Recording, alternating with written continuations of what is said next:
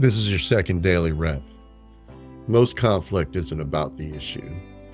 It's about the ego spike. The ego spike happens fast. You may feel disrespected, misunderstood, dismissed, or even challenged. And your body reacts before your mind even begins to evaluate. Your nervous system doesn't wait for context. It just begins to scan for threats. And when identity feels threatened, the reaction is immediate.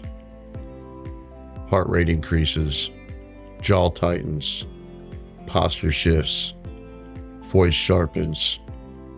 You may not even notice it, but those around you do.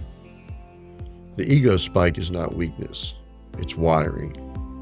It's protective. It developed to defend status, position, and identity. But here's the problem.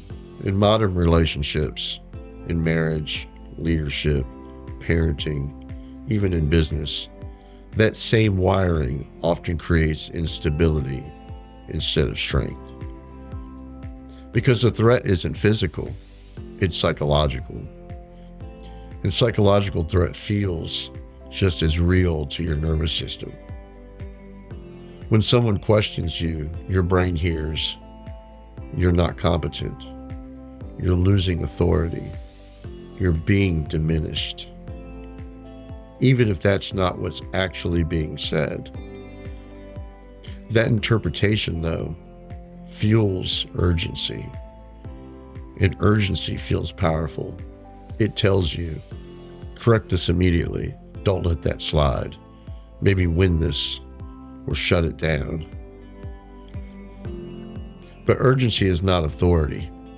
Urgency is insecurity moving quickly. Authority is calm enough to assess. Authority does not panic over small pieces of friction.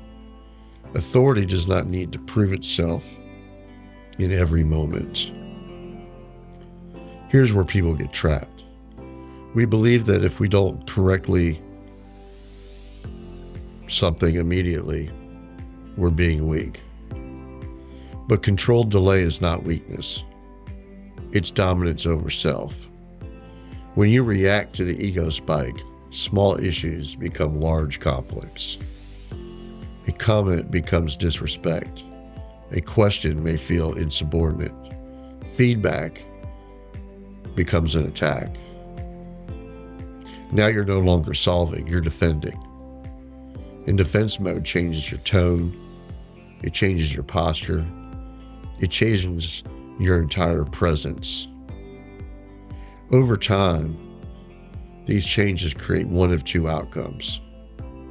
People escalate harder because they know you'll react, or they stop being honest because they want to avoid the friction.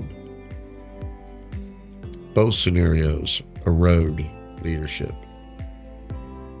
Understanding reactivity means learning to separate a threat from a truth, from a threat to ego. That truth does need protection.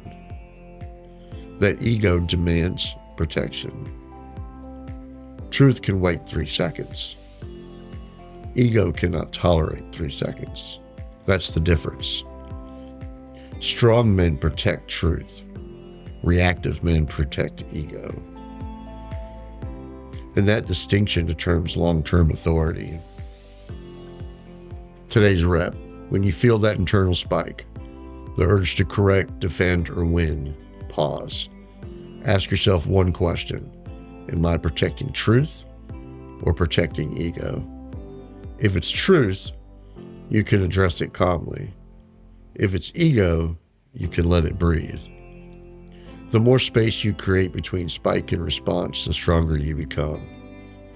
And if you're serious about building that kind of strength, stay with the process. We're on day 2 of the 30-day discipline run.